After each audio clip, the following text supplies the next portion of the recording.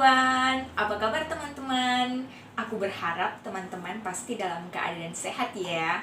Nah, yang baru pertama kali gabung di channel Cindy Kasa, selamat datang ya. Semoga bisa bergabung di channel ini yang bisa memberikan pembelajaran-pembelajaran yang positif. Nah, seperti yang telah aku kabarin via Instagram, yaitu kali ini aku akan mengangkat suatu topik yang berbeda dari video-video aku sebelumnya, yaitu tentang gerakan millennials. Nah, kali ini aku nggak hanya sendirian untuk ngobrol-ngobrol dengan teman-teman, tapi aku akan mengundang salah satu narasumber, yaitu Kak Widi. Nah, nanti kita akan sharing berbagai pengalaman kita ya. Semoga bisa membantu teman-teman, terutama yang sudah mengajukan pertanyaan di Q&A. Nah, kali ini kita akan melakukan obrolan-obrolan melalui virtual dulu ya teman-teman, dikarenakan situasi dan kondisi yang tidak memungkinkan untuk bertemu. Nah, teman-teman, enjoy the video ya.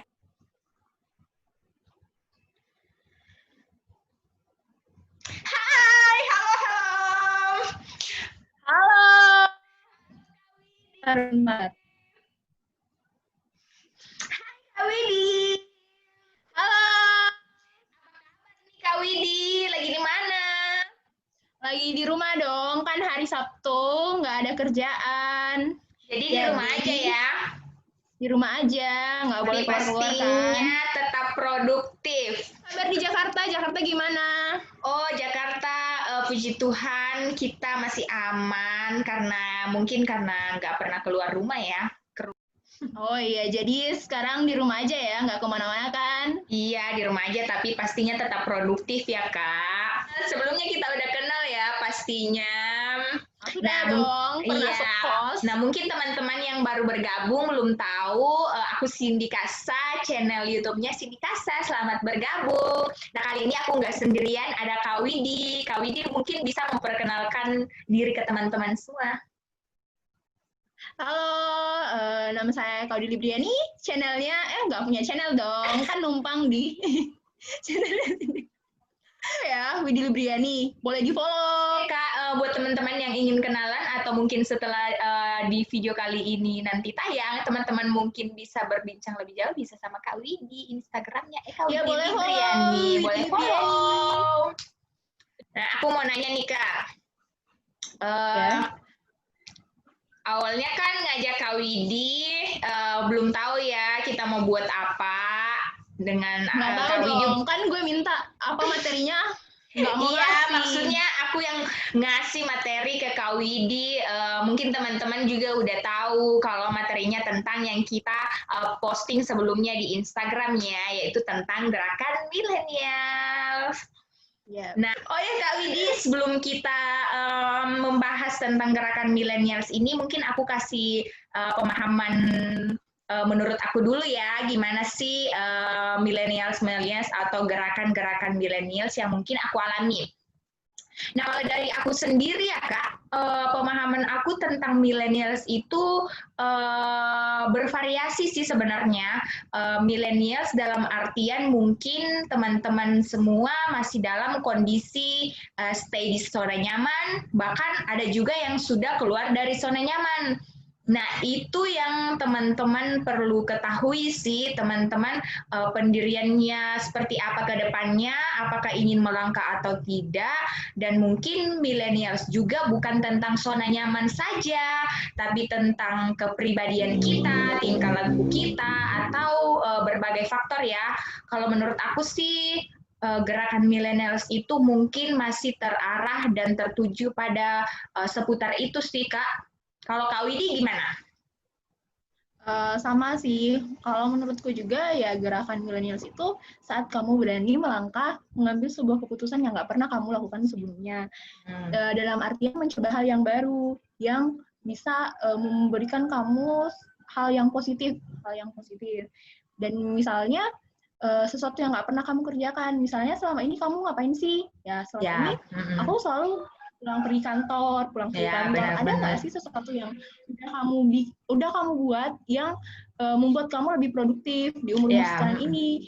Jangan sampai saat kita nanti sudah tua baru kita mikir, apa sih yang harus aku kerjakan, apa sih yang harus aku lakukan lagi, yang Ya, kayak gitu. benar-benar. Nah, Setelah kita perkenalan, mungkin sebelum kita masuk dalam beberapa sesi Q&A, mungkin teman-teman pada penasaran nih, kenapa sih Kak Cindy mau mengundang narasumber yaitu Kak Widi sebagai narasumbernya di Gerakan Millennials ini. Nah, teman-teman, kenapa aku undang Kak Widi ya? Soalnya sebenarnya karena yang pertama, kita emang udah kenal lama. Yang kedua, selain udah kenal, setidaknya sedikit atau banyak dari kita udah tahu perjalanan hidupnya, bahkan perjalanan karirnya selama ini. Kita pernah satu kamar, aku pernah numpang di dia pas lagi hektik-hektiknya masuk di zona-zona merah setelah lulus. Dan kita juga sering kok sharing berbagai langkah-langkah apa sih yang kita harusnya lakukan sebagai milenial. Memang aku setuju karena ini adalah suatu pembahasan yang menarik. Iya. Untuk orang yang masih ada di zona nyaman mereka. Iya, benar sekali Kak Widi. Nah, saat ini kegiatan Kak Widi itu apa sih sebenarnya saat-saat ini, apalagi di masa pandemi? Sekarang sih sekarang itu kan kerja, jadi punya kerjaan utama di sebuah instansi, dan di samping itu juga ini adalah salah satu gerakan yang aku lakukan di umur segini. Karena selama ini tuh kayak di zona nyaman dan selalu berpikir sering tuh di Instagram, kan kita ngapain sih di Instagram, nyekrol orang. Itu tuh banyak, dan ada satu kata yang bikin kan kemarin pas WFH tuh, kita kan WFH terus kan. Iya benar, selama 3 bulan sambil kerja. Nah, ada satu postingan yang bikin aku nyeletuk gitu loh. Bilang kalau misalnya selama WFH ini dan kamu nggak punya keahlian, kamu nggak mengerjakan sesuatu, kamu nggak mau baca buku, berarti kamu tuh nggak dapat apa-apa. Padahal WFH ini tuh udah termasuk lama ya, udah 2 bulan kan, 2 bulan nggak sih? Nah, di situ. Dan WFH ini termasuk kesempatan yang diberikan ya untuk mengasah skill.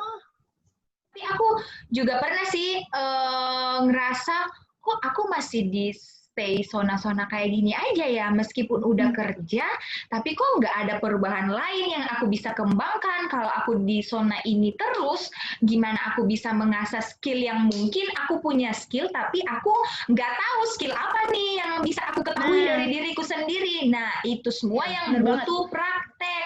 Kalau kita nggak praktek, ya nggak bakalan ada skill yang ketahuan. Taulah. Oke, tanpa berlama-lama, mending kita baca Q&A teman-teman semua yuk yang udah pada seru-seru banget nih di Instagram. Nah, ini Q&A yang pertama ya, Kak. Aku mulai dari kondisi yang sekarang ini terjadi ya, di masa COVID-19. Ada nih yang bertanya, Kak, keluar dari zona nyaman gimana, dan gimana mencari pekerjaan di saat pandemi ini?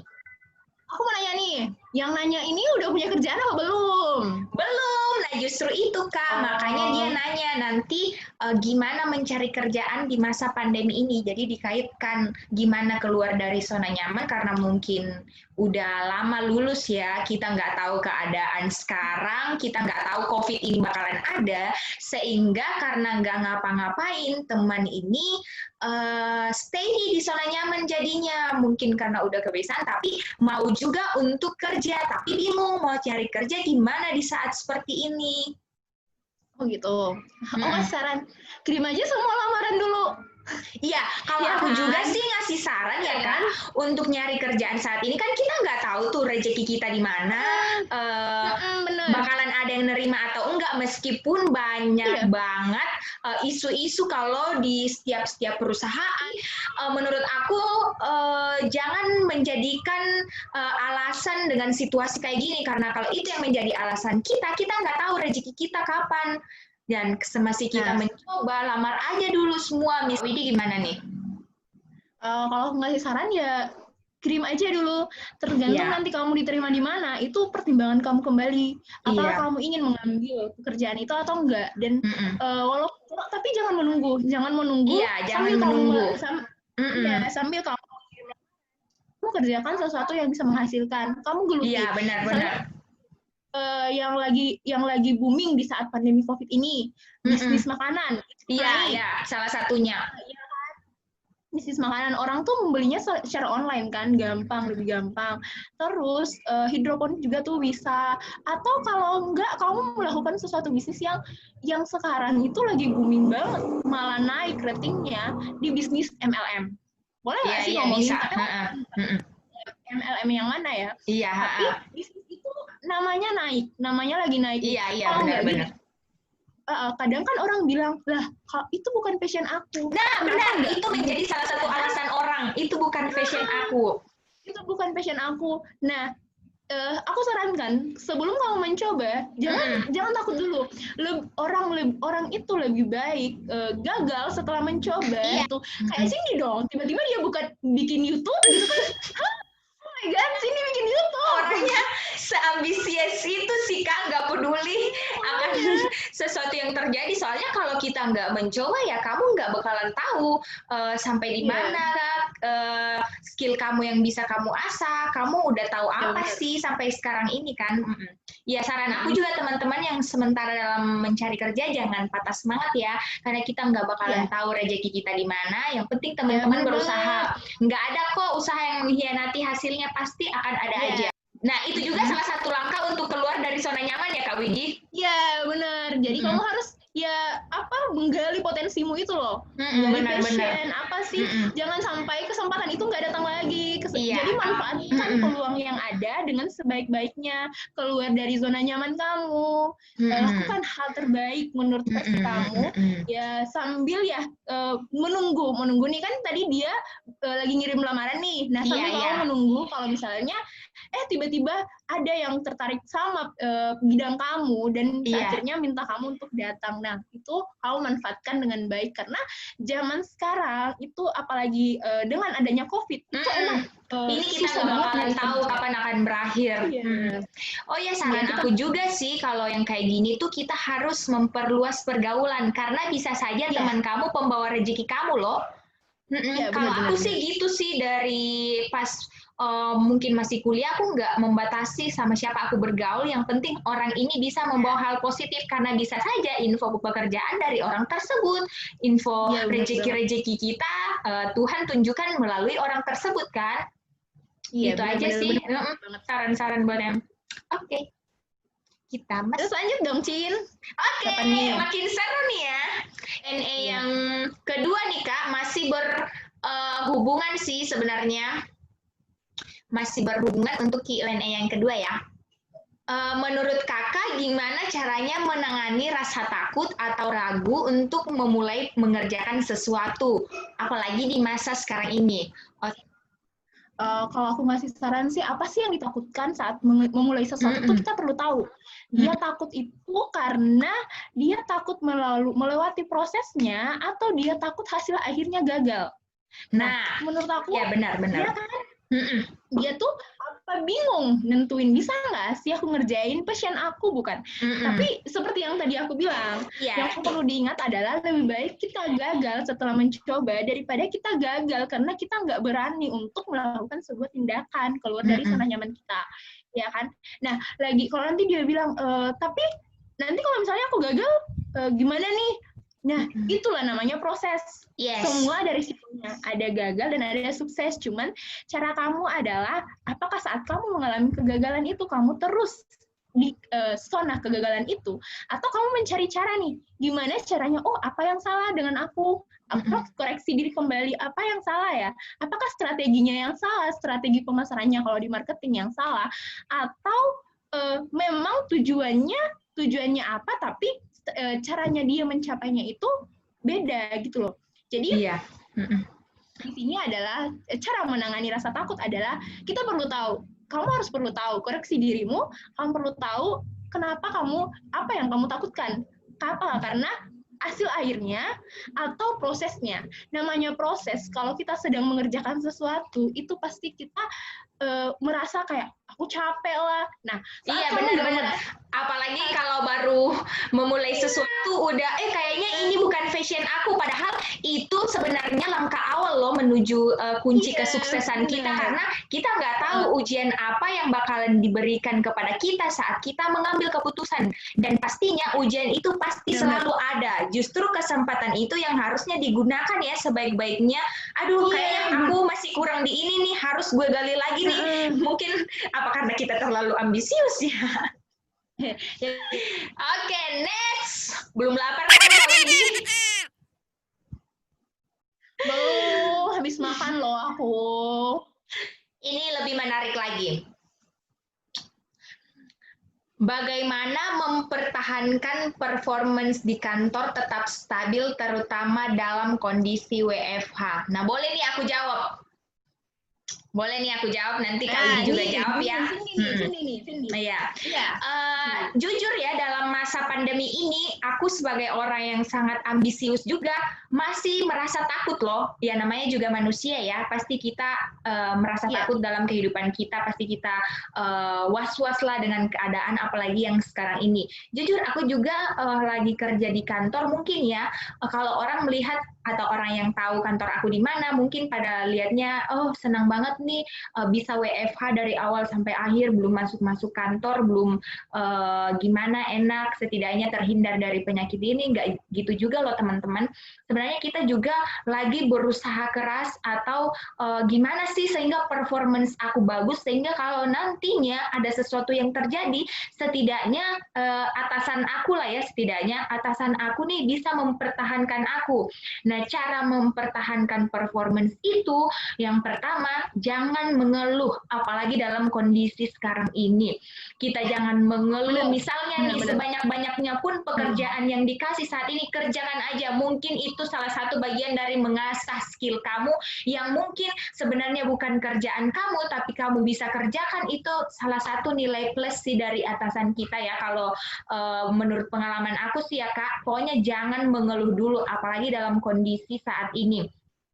Jangan membandingkan dengan orang lain, mungkin kamu selalu masuk kantor setiap hari, mungkin teman kamu masih WFH, jangan membandingkan itu, karena setiap perusahaan berbeda kan penilaiannya, mungkin kamu lagi diuji, bisa nggak nih si orang menghadapi situasi yang seperti ini. Kalau aku sih, kamu kerja yang lebih baik aja, dan lebih mendukung perusahaan yang kamu tempati juga sekarang, karena kalau kamu sendiri nggak mendukung, gimana kamu didukung dari perusahaan sendiri kan, nggak bisa membangun sama-sama untuk mengatasi masalah ini kan, karena ya kita lihat saat ini semua orang dalam kesusahan, banyak yang di PHK kan, kasihan juga. Jadi bersyukurlah yang masih diberikan pekerjaan, berikan yang terbaik. Kalau kamu punya skill lebih, berikan aja. Jangan bilang, oh mungkin gaji aku cuma segini kok, aku masih masuk mulu setiap hari, sedangkan teman aku kayak gini, gimana? Pokoknya jangan melihat orang lain, asah dulu skillnya, pasti semua akan terjawab kok. Gimana kalau dari Kak Widi? Gimana kalau Kak Widi di instansi? Aku dari berbeda bidang kan kita, jadi mungkin bisa sharing. Iya, tapi ini sih, kalaupun di tempatku sekarang bekerja, itu tetap kita harus mempertahankan performa kita. Karena walaupun ini loh, walaupun bukan kerjaan kita, tapi itulah caranya, kerja kita nggak pernah tahu masa depan kita. Jadi menurut aku adalah cintai tempat kamu bekerja, cintai tempat kamu bekerja, berikan yang terbaik. Jangan sampai kayak gini, ih bukan kerjaan aku, itu kan bukan kerjaan, itu kan bukan bidang aku. Jangan, sebisa mungkin kamu kerjakan, karena bayangkan orang-orang yang ingin ada di posisi kamu sekarang, tapi sayangnya mereka malah kena PHK dari perusahaan mereka, dirumahkan dari kantor, itu tuh mereka pengen bekerja loh. Jadi sebaiknya kamu melakukan yang terbaik. Kuncinya adalah bersyukur. Kuncinya bersyukur dan jangan pernah merasa lelah, apalagi dalam situasi saat ini. Jalani aja dulu ya. Lanjut ya. Lanjut. Kak Widi masih semangat? Masih. Nah ini pertanyaannya ada dua ya, ada dua kategori yang aku bisa nyambungkan, soalnya agak nyambung nih pertanyaannya ya. Biar kita sekaligus jawab aja ya, biar nggak terulang lagi. Nah, pertanyaan ini lebih seru lagi yang pertanyaan ini ya, Kak. Pertanyaannya yaitu yang pertama, penting nggak sih melibatkan orang terdekat dalam mengambil keputusan? Masih nyambung? Sebesar apa melibatkan orang tersebut dalam mengambil keputusan? Dan apa reaksi kakak jika hasil dari setiap keputusan yang diambil, baik itu melibatkan orang lain atau keputusan sendiri, tidak sesuai dengan yang diharapkan? Nah, aku lanjut ya kak, masih ada lanjutannya nih, masih berkaitan sih menurut aku ya. Ini gimana dong kak, kalau misalnya nih kamu ada passion di bidang yang nggak sesuai sama jurusan kamu dulu, cuman dijadiin hobi. Tapi di saat kerja ngerasa kayak nggak pengen deh mundur dari kerjaan sekarang, pengen ngambil passion, tapi salah satu kendalanya adalah orang tua. Jadi masih berkaitan dengan pengambilan keputusan kan? Iya. Kurang orang tua kurang mendukung, mungkin takut kali ya, soalnya kalau kerja kantoran gajinya udah pasti, atau mungkin orang tua mikirnya kalau nggak kerja di kantor itu bukan kerjaan. Dan kalau kerja ngikut passion, pendapatannya nggak pasti. Nah, jadinya insecure sama diri sendiri, apalagi di saat situasi pandemi sekarang ini. Nah, takut nyesal ninggalin kerjaan, tapi pengen banget aku kerja ngikutin passion. Nah, gimana nih Kak menyikapi pertanyaan ini? Ini terkait dengan pengambilan keputusan. Mungkin aku dulu ya, biar Kak Widi nggak grogi jawab pertanyaannya ini. Dari pengalaman aku ya teman-teman, untuk pengambilan keputusan, apalagi dalam hal terkait masa depan kita, kalau aku sendiri selalu pengambilan keputusan ini berkoordinasi dengan orang tua atau mamah paling dekat. Nah, disetujui atau nggak disetujui oleh orang tua, itu untungnya ya orang tua aku pengertian dan dikembalikan ke diri aku sendiri. Mau kamu gimana nih dalam hal ini? Kalau emang itu adalah kemauan kamu, ya udah nggak apa-apa, jalani. Orang tua setuju, tapi dengan syarat, sudah mampukah kamu dalam mengambil keputusan-keputusan ini? Kalau ada kendala nanti, siap nggak menghadapi? Karena dalam mengambil keputusan itu nggak mudah ya. Apalagi mungkin nih teman-teman dalam hal memilih pekerjaan atau memilih pasangan hidup. Tapi aku sih kalau dalam pasangan hidup, ya gitulah ya Kak. Ataukah teman-teman dalam pengambilan keputusan ini mungkin yang dimaksud mungkin kekasih ya, orang terdekat, salah satu juga orang terdekat, atau bahkan ada juga selain orang tua atau kekasih, mungkin orang terdekat semacam sahabat atau sepupu-sepupu ya, keluarga besar gitu ya. Nah, kalau aku sendiri sih dalam pengambilan keputusan ini ya Kak Widi, kurang terlalu melibatkan orang terlalu banyak. Intinya orang tua aku dulu deh dalam mengambil keputusan. Nah, disetujui atau tidaknya dari orang tua sebenarnya kembali ke diri kita sendiri kok. Kamu udah siap belum dalam pengambilan keputusan ini? Percuma kamu melibatkan orang tua, percuma juga orang tua memberikan saran kalau dari kitanya sendiri nggak bisa menjalani keputusan yang akan kita ambil. Jadi, itu semua kembali ke diri kita masing-masing lagi.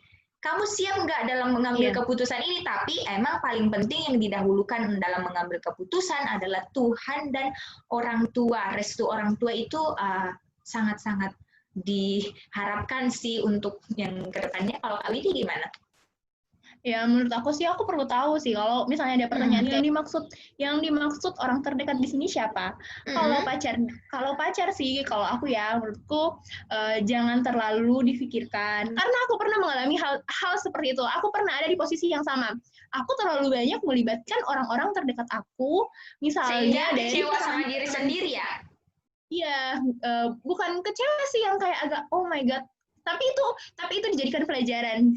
Jadi kayak misalnya aku nggak akan ngulangin lagi. Nah, aku harus tahu. Nah, yang pertama kali yang paling sebenarnya yang paling pertama yang harus kita libatkan, benar kata Cindy tadi, adalah Tuhan. Ya, karena doakan kepada Tuhan apa rencanamu, sering berbicara dan mengobrol dengan Tuhan. Dan yang kedua setelah Tuhan adalah orang tua. Karena restu, benar kata Cindy, restu dan doa dari orang tua itu adalah yang akan menemani langkah kehidupanmu ke depannya. Tentang pekerjaanmu akan sukses itu butuh restu dan doa dari orang tuamu. Nah, jadi jangan sampai kita nantinya malah mengecewakan orang-orang terdekat kita. Nah, kalau tapi kan kadang nih kita ada pertentangan kayak yang tadi aku pasti sekalian itu ada. Terakhir ya, insecure tentang pertentangan antara keputusan orang tua yang tidak mendukung passionnya dia dan keinginan dia untuk melakukan hal yang sesuai dengan passionnya dia. Nah, di sini aku kembalikan lagi bahwa gak ada orang tua yang menginginkan hal yang buruk untuk anaknya. Iya, benar. Orang tua itu pasti menginginkan yang terbaik untuk anaknya. Jadi, tapi kadang nih ada yang menurut orang tua baik, tapi menurut anak nggak baik. Kita, nah ini nih di sini nih kita perlu pembuktian. Jadi kalau orang tua menyarankan apa dan kamu inginnya apa, sebaiknya obrolin dengan orang tua. Kan kadang orang tua tuh kadang susah menerima ya, nggak tahu ya. Tapi kadang ada memang kita yang bertentangan lah istilahnya. Ya, intinya bertentangan lah sama orang tua. Nah, di situ kita memberikan pemahaman, kasih bahasa yang jelas. Kita menghadapi sebuah hambatan, saat kita menghadapi sebuah tantangan, di situ kita jangan berhenti, terus berproses, cari perbaiki diri, perbaiki cara bekerja, cari tahu apa yang salah, dan lakukan plan selanjutnya. Jadi paling penting juga sih dalam pengambilan keputusan ini, bertanggung jawab nggak sama diri sendiri, meskipun orang tua sudah merestui ataukah pacar ataukah sahabat, tapi ketika kamu sudah mengambil keputusan dan ternyata keputusan itu kamu sendiri nggak yakin, ya bagaimana orang lain bisa yakin kalau kamu bisa mengambil keputusan tersebut ya? Iya, jadi jangan ragu saat kalau misalnya mau ngambil keputusan aja nih dia ragu. Lah, kenapa dia harus mengambil keputusan itu? Jadi harus bisa meyakinkan diri. Oh iya, aku mampu. Yakinkan orang tua. Ya, saya harus bisa bekerja di sini. Jelaskan ke mereka pekerjaanmu apa. Iya, jadi mereka kebayang, dan kamu harus buktikan, kamu harus berhasil dong di bidang itu. Jangan sampai kamu ngambil keputusan ini aja malah nggak jadi apa-apa kan. Jadi malah makin kecewa. Iya. Pernah sih mengalami hal. Iya, pernah mengalami hal yang semacam itu sih, Cin. Pasti tahu lah dulu yang pas galau-galaunya antara milih apa, pengen lanjutin S2, pengen ini. Ternyata kan ya semua saat pengen mengambil ke sana sambil didoakan, ternyata memang jalannya itu ditunjukkan berbeda. Dan mengikuti saran dari orang tua, ya harus kita pertanggungjawabkan. Coba koreksi kembali masa lalu kamu, diri kamu yang dulu, apakah hal yang sedang kamu jalani sekarang, pekerjaan yang sedang kamu lakukan sekarang, itu sudah pernah kamu doakan atau belum? Ya, benar. Dan mungkin ya kalau kita juga mau mengikuti orang tua, kalau emang udah stuck banget nih, emang orang tua nggak ngizinin keputusan kita, nggak apa-apa. Kamu jalani dulu aja keputusan orang tua. Mungkin dengan itu kamu punya jalan lain untuk lebih rezeki yang lain. Kan kita nggak tahu, yang penting segala sesuatunya itu kita jalani dengan sepenuh hati, bersyukur, dan pasti mengandalkan orang-orang terdekat sih. Benar, Cindy pun tadi menyarankan, aku sarankan berdoalah, dibawa dalam doa kepada Tuhan, minta pertolongan Tuhan. Semuanya nggak akan pernah mulus. Perjalanan kehidupan itu nggak akan pernah mulus. Tapi yang penting adalah terus berproses, terus melangkah, lakukan gerakan milenial seperti tema kita hari ini. Lakukan gerakan milenial. Perlu misalnya sih. Iya, jangan sampai kayak misalnya gini. Oh, yang tadi aku kepikiran nih. Misalnya ini pekerjaan utamanya sekarang. Ada pekerjaan yang ikutin passionnya. Kenapa passion kamu nggak jadi side hustle kamu? Kerjakan pekerjaan utamamu, jadikan passionmu side hustle-mu, gitu loh. Jadi yang penting kedua-duanya ditekuni kan? Iya, yang terlebih tadi di awal kita udah ngomong, jangan sampai penghasilanmu cuma berasal dari satu sumber. Kan kamu punya passion, kamu punya side hustle, gali potensimu, lakukan hal yang kamu sukai itu. Misalnya hari Senin sampai Sabtu, pokoknya kamu kerja, hari Senin sampai Jumat kamu kerja, Sabtu sampai Minggu kamu lakukan side hustle kamu. Mungkin memang ada, tapi ingat, ada yang harus dikorbankan. Mungkin jam tidur kamu yang molor, atau mungkin kerjaan kamu, kebiasaan kamu nongkrong nih, sering nongkrong, terhambat kan. Nah, itulah yang sesuatu yang harus kita korbankan saat kita memulai. Tapi ingat, hasil nggak akan mengkhianati sebuah proses. Ya enggak sih. Kadang tuh aku kayak ngerasa capek. Oh pernah ngerasa capek banget, ngapain sih ngerjain ini. Tapi ya itulah proses. Yang penting Oke, kayaknya ini cukup lama ya untuk pembahasan ini karena iya, ya emang ampun, menarik kayaknya sih dan mungkin sebagian dari teman-teman, teman terdekat atau teman gak dekat pun kalau di lingkungan aku ya emang masih banyak banget sih yang bergumul tentang hal ini. Tapi cobalah untuk bangkit, cobalah untuk berani mengambil sebuah keputusan, lakukan dua-duanya kalau memang dua-duanya kamu bisa lakukan saat ini masih muda. Ini nih.